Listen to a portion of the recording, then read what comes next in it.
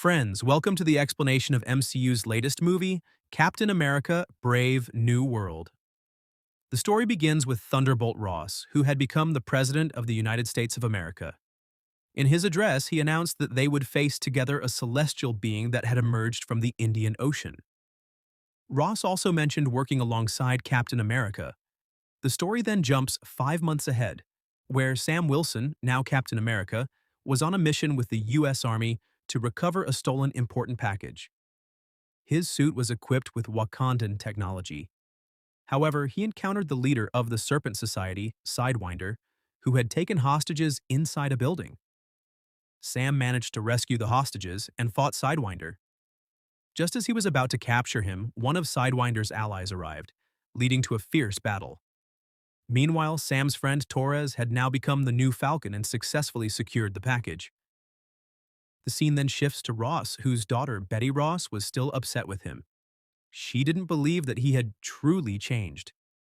Meanwhile, Sam took Torres for training under Isaiah Bradley. During this time, Sam received a call from Ross, which displeased Isaiah, as he didn't like the idea of Sam working for Thunderbolt Ross.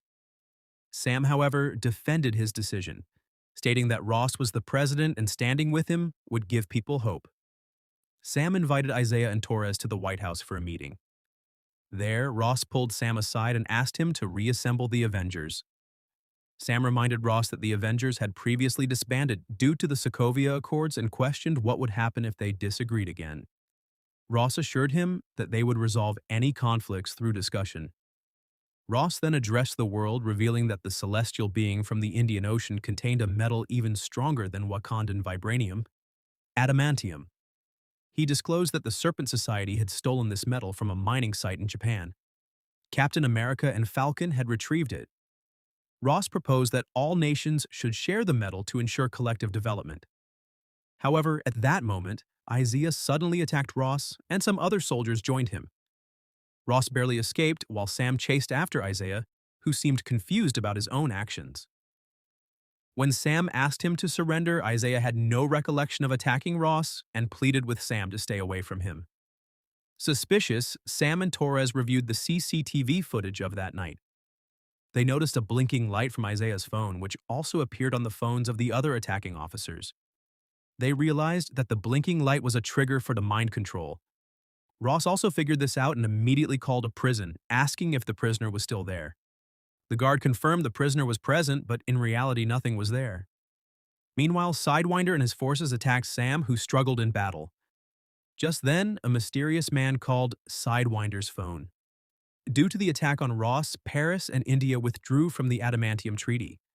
Ross tried to convince them to stay, but they insisted that he first get Japan on board. Sam, meanwhile, grew suspicious about why Isaiah missed his chance to kill Ross despite having a clear shot. Tracking a phone call's location, Sam and Torres arrived at an isolated facility, where they found a lab with records on Isaiah and other mind-controlled soldiers. Shockingly, they also found a file on Ross, revealing that someone had recommended certain medications for him. Meanwhile, in Japan, the president accused Ross of stealing adamantium. Ross denied the allegations, but Japan withdrew from the treaty, suspecting foul play. Back at the facility, Sam discovered the truth about the mysterious mastermind, Dr. Samuel Stearns, a former friend of Bruce Banner. Years ago, Stearns had attempted to cure Bruce, but during a fight between Hulk and Abomination, he was exposed to Hulk's blood. This affected his brain, making him incredibly intelligent, and exploited his intelligence. Ross never truly changed. He had been using Stearns all along. Now, in revenge, Stearns orchestrated the theft of adamantium and the attack on Ross.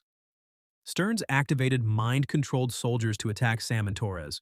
Ruth, Ross's security advisor, also arrived to fight them. After a fierce battle, they managed to escape. Meanwhile, Ross, frustrated and enraged by the crisis, declared that if Japan wouldn't cooperate, the U.S. would take full control of the adamantium, even if it led to war. Sam, Torres, and Ruth reached a military base where they had captured Sidewinder. Under interrogation, Sidewinder revealed that Stearns didn't gain strength from Hulk's blood, but intelligence. Ross had subjected him to further gamma radiation, enhancing his intellect to develop advanced weapons and technology. In return, Ross had promised to free him after becoming president, but he had broken that promise. Realizing this, Sam deduced that Stearns had intentionally funded the Serpent Society to steal adamantium, igniting tensions between the US and Japan to start a war. Sam rushed to stop the conflict, but the US Navy had already mobilized its ships. As he confronted Ross, two pilots under Stearns' mind control attacked. Meanwhile, Sam confronted Ross about why his file was in Stearns' possession. Ross finally revealed the truth. His heart was failing, and the only thing keeping him alive was Stearns' medication. He had kept Stearns imprisoned out of fear that, if released, he would stop providing the life-saving drugs. Ross confessed that he wanted to stay alive to prove to his daughter that he had changed. However, at that moment, U.S. fighter jets attacked Japan. In response, Japan retaliated. A full-scale war was about to erupt. Sam and Torres desperately tried to stop the conflict. Suddenly, Stearns called Ross, taunting him to unleash his true rage and show the world his power.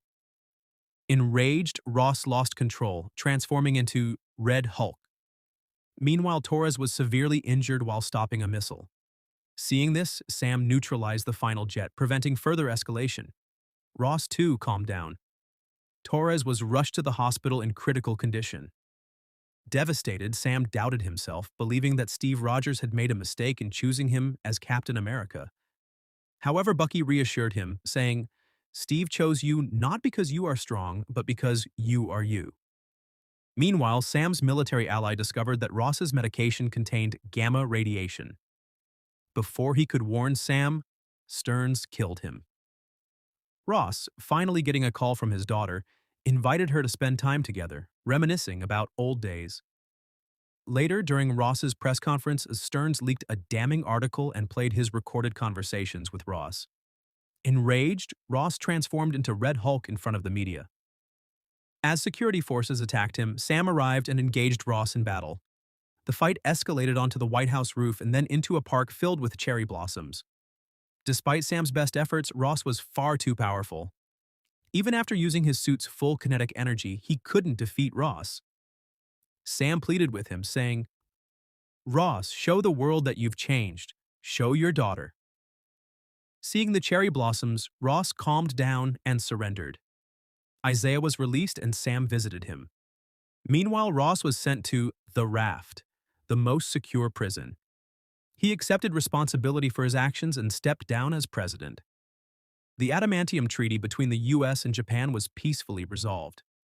Finally, Ross's daughter, Betty Ross, came to visit him, signaling possible reconciliation. Meanwhile, Torres regained consciousness in the hospital. And with that, the movie concludes. How did you like this explanation? Let us know in the comments. Don't forget to like the video and subscribe to the channel.